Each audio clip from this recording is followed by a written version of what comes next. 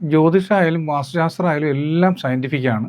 ഇതിനകത്ത് കണക്കുകളുണ്ട്. ഈ കണക്കുകളെല്ലാം ശാസ്ത്രീയമായി നമ്മൾ പ്രൂവ് ചെയ്തിട്ടുള്ളതാണ്. വാസ്തു കറക്റ്റായിട്ടിരുന്ന് കഴിഞ്ഞാൽ നമ്മുടെ ഒരു പരിധിവരെ സമയദോഷങ്ങൾ, ദശാസന്ധി ദോഷങ്ങളൊക്കെ കുറേ അധികം നമുക്ക് മാറി കിട്ടും. നമ്മൾ പഴയ കണക്ക് പ്രകാരം വീടിൻ്റെ തെക്ക് പടിഞ്ഞാറ് കന്നിമൂലയിലെ എൻട്രൻസ് കുഴപ്പമില്ല. പക്ഷേ ഇതിൽ വടക്കേ ഇന്ത്യയിൽ നിന്നും അല്ലെങ്കിൽ ബാംഗ്ലൂരിൽ നിന്നൊക്കെ നടത്തിയ പരീക്ഷണങ്ങളിൽ കന്നിമൂല മൈഗ്രേറ്റ് ചെയ്ത് പോകും. മൈഗ്രേഷൻ എന്നുള്ളൊരു വാക്കാണ്. അത് മലയാളത്തിലുള്ള വാക്കല്ലല്ലോ. അതായത് നമ്മളിൽ നിന്ന് വിട്ടു പോവുക.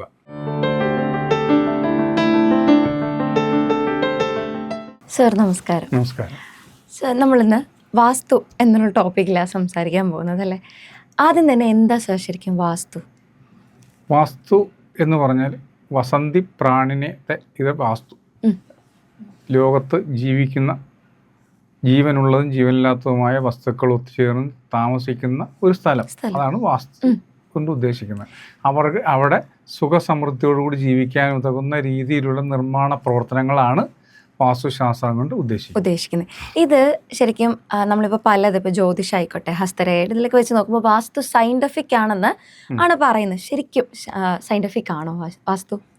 ജ്യോതിഷമായാലും വാസ്തുശാസ്ത്രമായാലും എല്ലാം സയൻറ്റിഫിക്കാണ്. ഇതിനകത്ത് കണക്കുകളുണ്ട്. ഈ കണക്കുകളെല്ലാം ശാസ്ത്രീയമായി നമ്മൾ പ്രൂവ് ചെയ്തിട്ടുള്ളതാണ്.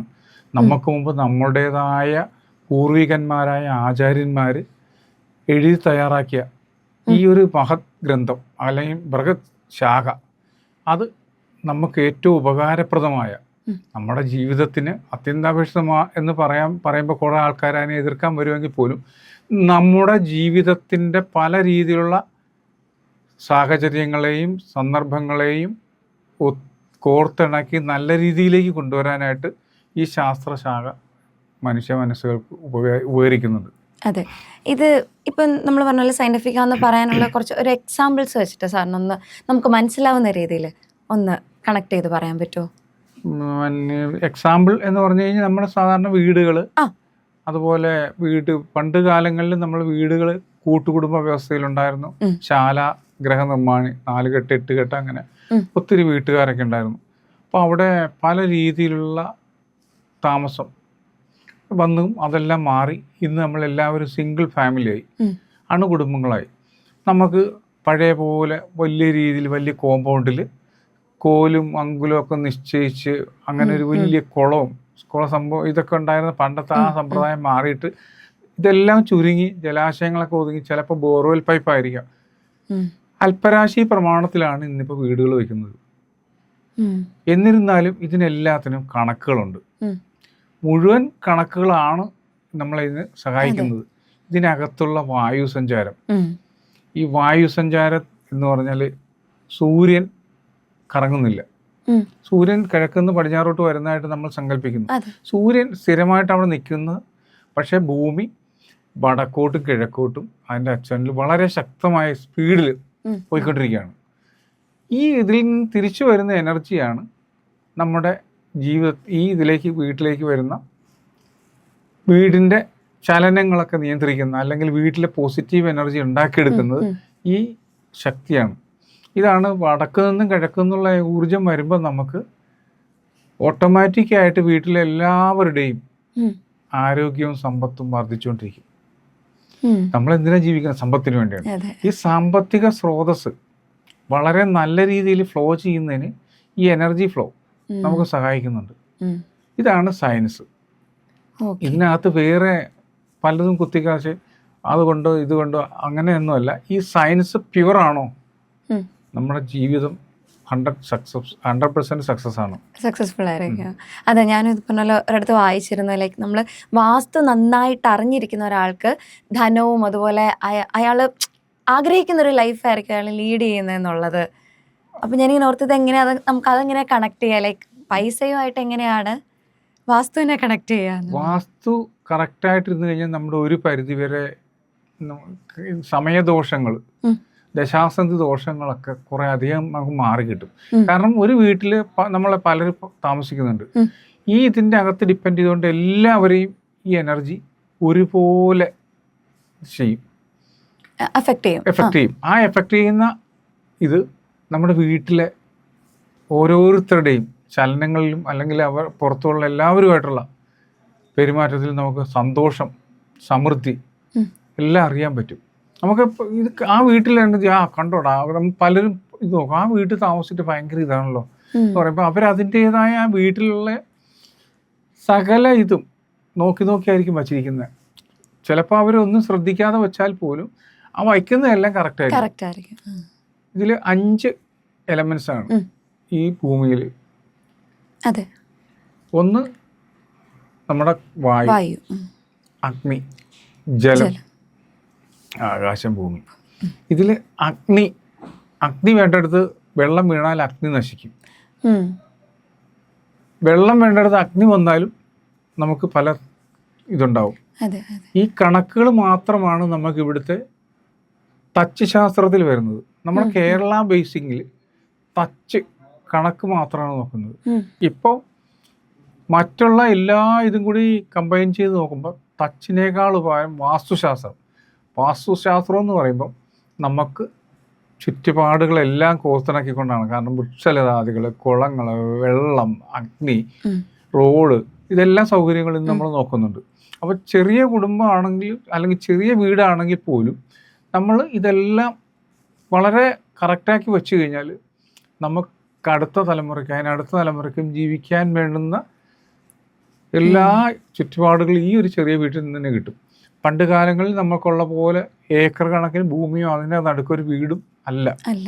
ഇതിപ്പോൾ അടുത്തടുത്ത വീടുകളാണ്. ഈ വീടുകളിലെല്ലായിടത്തും നമുക്ക് ഊർജം കിട്ടണം, അല്ലെങ്കിൽ എനർജി കിട്ടണം, വായു കിട്ടണം. ഈ വായു കറക്റ്റായിട്ട് കിട്ടിയാൽ നമുക്ക് ശ്വസിച്ച് നല്ലപോലെ ജീവിക്കാൻ പറ്റുള്ളൂ.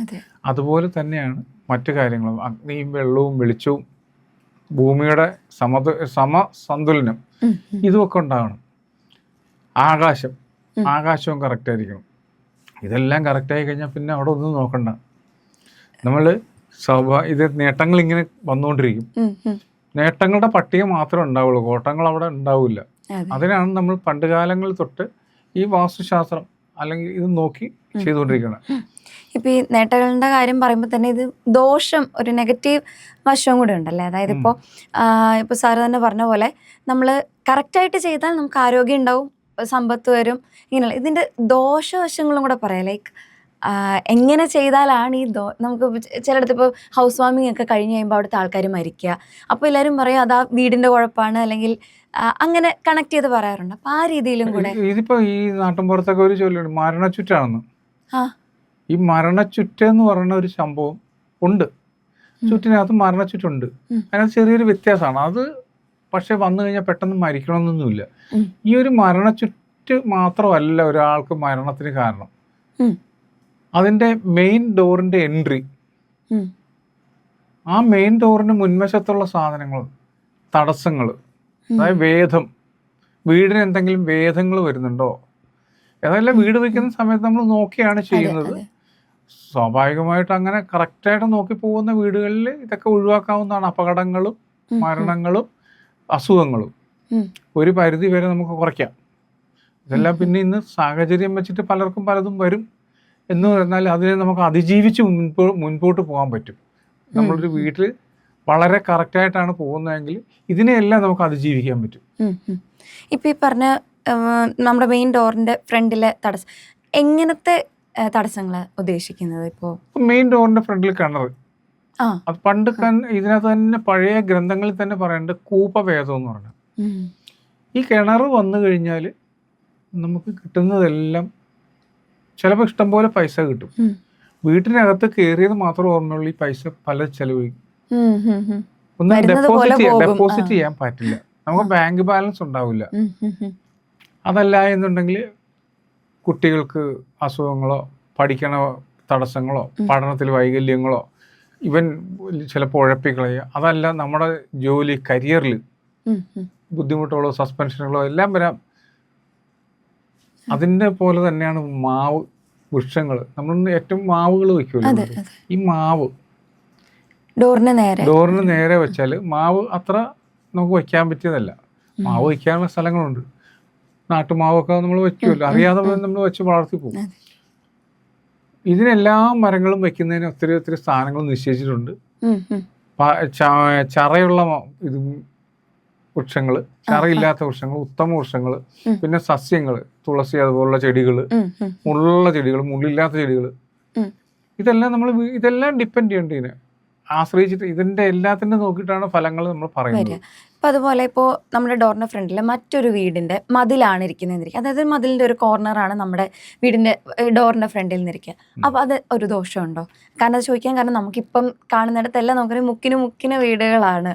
അപ്പോൾ ഇപ്പോൾ നമ്മുടെ ഡോറിന്റെ ഓപ്പോസിറ്റ് അവരുടെ ഡോറ് വരുമ്പോൾ ചെറിയൊരു തടസ്സങ്ങൾ അതിനകത്ത് പറയാറുണ്ട്. മതിലിന്റെ മൂലകളല്ല നമ്മൾ ഉദ്ദേശിക്കുന്നത്, അപ്പുറത്തുനിന്ന് വഴി വരുന്നുണ്ടോ, ഒരു വഴി വന്നിട്ട് നമ്മുടെ വീടിന്റെ ഫ്രണ്ടിലേക്ക് ഇങ്ങനെ വഴിയിലേക്ക് വന്ന് ചേരുന്നുണ്ടെങ്കിൽ അതിന് വീതിശൂല എന്ന് പറയും. അതായത് പാടില്ലെന്നോ? പാടില്ല, അതിന് നമ്മൾ പരിഹാരം ചെയ്യണം. അതായത് ഡോറിന്റെ ഫ്രണ്ടിൽ വഴി ഉണ്ടാവാൻ പാടില്ല. വഴി അതായത് നേരെ നമ്മൾ വട്ടം റോഡുണ്ട്, ആ റോഡിൽ നമ്മുടെ വീടിന്റെ ഫ്രണ്ടിൽ വന്നിട്ട് ഒരു ജംഗ്ഷൻ പോലെ വന്ന് കയറുകയാണെങ്കിൽ അതാണ് വീതിശൂല. വീതിക്ക് ശൂല വന്നു, വീതി പ്രധാന വഴിയുടെ ഇതിലേക്ക് നമ്മൾ വന്ന് കയറുന്ന ഒരു വീതിശൂല എന്ന് പറയും. അതിൽ ചെറിയ ബുദ്ധിമുട്ടുകളും തടസ്സങ്ങളും ഒക്കെ ഉണ്ടാക്കും. ഈ പറയുന്ന പോലെ വലിയ മാരകമായ കാര്യങ്ങളൊന്നും അതിനകത്തില്ല കേട്ടോ. നമുക്കില്ലാത്ത ടെൻഷൻ, ഈ ടെൻഷൻ മൂലം നമുക്ക് പല ടെൻഷനും ഉണ്ടാകും. അത് ഈ വാസ്തുക്കാർ ചെയ്യുന്ന പണി അതാണ്. ഒരു വീട്ടിലേക്ക് കയറി ചെന്ന് ഇത് ശരിയല്ല, അത് ശരിയല്ല, ഇങ്ങനെ മൊത്തം നോക്കി കഴിയുമ്പോൾ തന്നെ മുഖം കൊണ്ടൊരു പറയുമ്പോൾ തന്നെ ആൾക്കാർക്ക് പേടിയാവും. പിന്നെ എന്തെങ്കിലും ഒരു കണക്കിൽ പിഴ എന്നൊക്കെ പറഞ്ഞു കഴിഞ്ഞാൽ നമ്മളത് അതിൻ്റെതായ രീതിക്ക് നിങ്ങൾ ഇത് കറക്റ്റാക്കി പോവുക. ഒരു മരണച്ചുറ്റം എന്ന് പറഞ്ഞാൽ ആ വീട്ടിൽ ഇയാൾ പോയി കഴിയുമ്പം ആ വീട്ടിലെ എല്ലാവരുടെയും മനസ്സിലേക്ക് ഈ സാധനം കയറുകയാണ്, അടിച്ച് കയറുകയാണ്. പിന്നെ അവരുടെ മനസ്സിലേക്ക് തറച്ച് കയറും. എന്തെല്ലാം പറഞ്ഞാലും പിന്നെ മരണച്ചുറ്റ് പൊളിക്കണം, പൊളിച്ചു പണിയാൻ നടക്കും, പൊളിച്ച് വേറെ ഇതാക്കും. അപ്പോൾ കക്കൂസോ കുളിമുറിയൊക്കെ മാറി അസ്ഥാനത്താവും. ഇതൊന്നുമല്ല, നമുക്ക് മാക്സിമം പൊളിച്ച് പണിയെ ഇതാക്കിക്കൊണ്ട് ഉപകാരപ്രദമായ രീതിയിൽ എന്തെങ്കിലും ചെറിയ ചെറിയ പരിവർത്തനങ്ങൾ വരുത്തി വെട്ടിപ്പൊളിക്കലും കൂട്ടിച്ചേർക്കലും കുറച്ചുകൊണ്ട് ചെയ്യുന്ന ഒരു സമ്പ്രദായം. അങ്ങനെ പറ്റും, അങ്ങനെയും പറ്റും. മനസ്സിലായി. ഇപ്പോൾ നമ്മൾ ഈ വാസ്തുശാസ്ത്രമൊക്കെ എഴുതിയിട്ടുള്ള ബുക്കുകളായിക്കോട്ടെ, അല്ലെങ്കിൽ ഈ ഇതിൻ്റെ ക്രമങ്ങളൊക്കെ കുറേ, ഇപ്പം സാറ് നേരത്തെ പറഞ്ഞാൽ കുറേ വർഷങ്ങൾക്ക് മുമ്പേ എഴുതി ചിട്ടപ്പെടുത്തിയിട്ടുള്ളതാണ്. പക്ഷേ ഇപ്പോഴത്തെ കറൻറ്റ് ലൈഫ് സിറ്റുവേഷൻസ് ഒക്കെ ഇതിന് ഭയങ്കര ഡിഫറെൻ്റ് ആണ്. സ്ഥലങ്ങളായിക്കോട്ടെ, ആളുകളായിക്കോട്ടെ, നമ്മുടെ ബിൽഡിങ്ങിൻ്റെ സ്ട്രക്ചർ ആയിക്കോട്ടെ, എല്ലാം മൊത്തത്തിൽ ഭയങ്കര വ്യത്യാസമാണ്. അപ്പോൾ ആ ശാസ്ത്രം വെച്ചിട്ട് ഇന്നത്തെ കറൻറ്റ് സിറ്റുവേഷനിൽ ഇതെങ്ങനെയാണ് നമ്മൾ യോജിപ്പിച്ച് കൊണ്ടുപോവുക? ഒത്തിരി കാര്യങ്ങൾ പരീക്ഷണങ്ങളിലൂടെ, നമ്മുടെ കേരളത്തിൽ മാത്രമല്ലല്ലോ, ലോകത്തിൻ്റെ പല ഭാഗത്തും, പ്രത്യേകിച്ച് ഇന്ത്യയിൽ പലയിടത്തും ഇതിനെക്കുറിച്ച് റിസർച്ചുകൾ നടത്തിയിട്ടുണ്ട്. പുതിയ പുതിയ കാര്യങ്ങൾ കണ്ടെത്തി അപ്ഡേഷൻ നടത്തിയിട്ടുണ്ട്. നമ്മൾ പഴയ കണക്ക് പ്രകാരം വീടിൻ്റെ തെക്ക് പടിഞ്ഞാറ് കന്നിമൂലയിലെ എൻട്രൻസ് കുഴപ്പമില്ല. പക്ഷേ ഇതിൽ വടക്കേ ഇന്ത്യയിൽ നിന്നും അല്ലെങ്കിൽ ബാംഗ്ലൂരിൽ നിന്നൊക്കെ നടത്തിയ പരീക്ഷണങ്ങളിൽ കന്നിമൂല മൈഗ്രേറ്റ് ചെയ്ത് പോകും. മൈഗ്രേഷൻ എന്നുള്ളൊരു വാക്കാണ്, അത് മലയാളത്തിലുള്ള വാക്കല്ലല്ലോ. അതായത് നമ്മളിൽ നിന്ന് വിട്ടു പോവുക, തെറ്റിപ്പോവുക. ഇപ്പോൾ ഒരാൾക്ക് ഒരു വീട്ടിൽ ഒരു പെണ്ണിനെ കെട്ടിക്കാൻ പെരയുടെ അപ്പുറത്ത് നിറഞ്ഞ് നിന്നിട്ട് പറ്റിയില്ലെങ്കിൽ ഈ കന്നിമൂലയിലൊരു വാതിൽ കൊടുത്താൽ ഇതൊന്നും ഓപ്പണായിട്ട് പറയാൻ പാടില്ല. ആ പെണ്ണ് ആരുടെയും ഇപ്പോൾ ഇതിൽ കല്യാണത്തിൽ എങ്ങനെയെങ്കിലും പോവും, രക്ഷപ്പെടും. ഇതല്ലാന്നുണ്ടെങ്കിൽ ഇവിടെ വിട്ടു പോയിട്ട് മറ്റു രാജ്യങ്ങളിൽ പല വീടുകളിലും കന്നിമൂല തുറന്നു കിടപ്പുണ്ടാവും. ആ വീട്ടിൽ ആരും ഉണ്ടാവില്ല. അവരൊക്കെ യുഎസിലും യുകെയിലും അവിടെ ഇവിടെയൊക്കെയാണ്. ഞാൻ ഒത്തിരി വീടുകളിൽ തിരുവല്ല, പത്തനംതിട്ട അവിടെയൊക്കെ പോയി കാണും. ഭയങ്കര പൈസയാണ്, പക്ഷേ ആള് വീട്ടിലുണ്ടാവില്ല. അവർ മൈഗ്രേറ്റ് ചെയ്ത് ആ വീട്ടിൽ നിന്ന് പോയിട്ട് അവരും അവിടെ സെറ്റിൽഡാണ്. ഇവിടെ ചിലപ്പോൾ ഒരു അപ്പാപ്പനും അമ്മാമ്മയും മാത്രം ഉണ്ടാവും. അവരവിടെ സുഖമായിട്ട് ഇങ്ങനെ കഴിയും. അപ്പോൾ കുറച്ചാൾ കഴിയുമ്പോൾ, ഇത് 7 വർഷത്തിന് കഴിയുമ്പോൾ ചിലപ്പോൾ ഇതിനകത്ത് ചില മാറ്റങ്ങളൊക്കെ വരും. അപ്പോൾ ഇവരും ടാറ്റ പറഞ്ഞ് പോകും. അതെ, ശരിക്കും കന്നിമൂല എന്ന് പറയുന്നത് ഏത് ദിക്കൊക്കെ വെച്ചിട്ട്? തെക്ക് പടിഞ്ഞാറ് മൂല.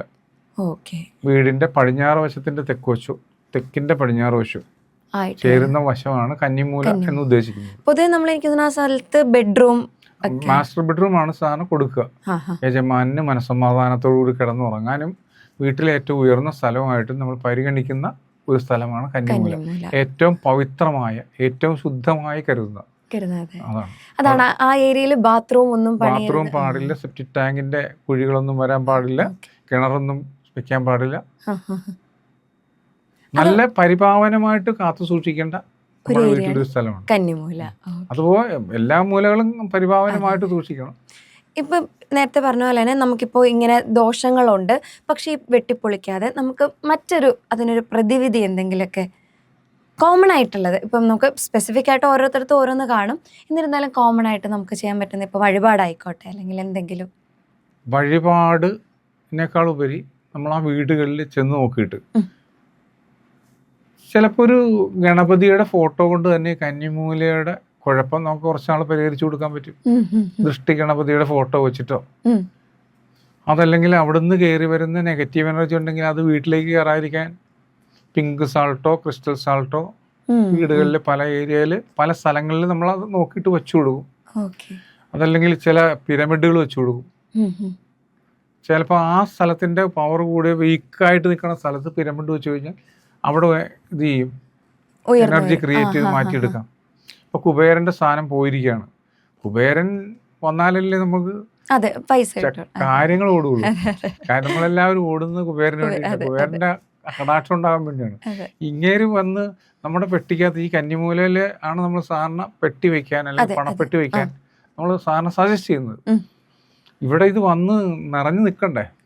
അപ്പൊ ഇത് വരാൻ വേണ്ടി നമ്മൾ ചിലപ്പോൾ പിരമിഡ് ചില പ്രത്യേക രീതിയിൽ എനർജൈസ് ചെയ്തിട്ട് വെറുതെ മേടിച്ചു വെക്കുകയല്ല, പല രീതി കേട്ടിട്ട് മേടിച്ചു വെക്കും. ഇത് എനർജൈസ് ചെയ്യും. പൂജയും മന്ത്രമൊന്നും അല്ല, അതിനകത്ത് കയ്യിൽ വെച്ചിട്ട് അത് വേറൊരു ചൊല്ലിട്ടാണ് വെക്കണം. പൂജ ചെയ്യുന്ന പോലെ തന്നെ എഫക്റ്റ് ആണ്, പക്ഷെ അതിനകത്ത് വലിയ പൈസയും ദക്ഷിണയൊന്നുമില്ല. ഏറ്റവും ബെറ്റർ ഒരു ആളെ കൊണ്ടുവന്ന് വാസ്തു നോക്കിച്ചിട്ട് വേണ്ട രീതിയിൽ എനർജിയുടെ മാറ്റിയെടുക്കുക. ഈ എനർജി നെഗറ്റീവും പോസിറ്റീവും നമ്മളിപ്പോ ഇങ്ങനെ പറയും. എന്താണ് എനർജി എന്ന് ചോദിക്കാൻ പുറത്തുനിന്ന് ആൾക്കാരുണ്ടാവും. നമ്മുടെ വീട്ടിലൊരു സംഭവിക്കാൻ പാടില്ലാത്ത സംഭവിക്കുന്നു, അതാണ് നെഗറ്റീവ് എനർജി. നമുക്കെന്നും സമ്പത്തിങ്ങനെ വന്നുകൊണ്ടിരിക്കണം, അല്ലെങ്കിൽ കുട്ടികൾക്കൊക്കെ ജോലി, കുട്ടികൾക്കൊക്കെ പഠിക്കുന്നിടത്ത് പ്ലസും അതിന്റെ നല്ല എല്ലാ ഗ്രേഡിലും അവർക്ക് കലാപരമായിട്ടും മറ്റു കാര്യങ്ങളിലൊക്കെ മുന്നോട്ട് നിൽക്കുകയാണെങ്കിൽ അതാണ് പോസിറ്റീവ്. അതുണ്ടാകാൻ വേണ്ടിയാണ് നമ്മൾ പ്രാർത്ഥിക്കണതും ഇതെല്ലാം ചെയ്യുന്നത്. വീട്ടിലെല്ലായിടത്തും എല്ലാവർക്കും നമുക്ക് സന്തോഷം ഉണ്ടാകണം.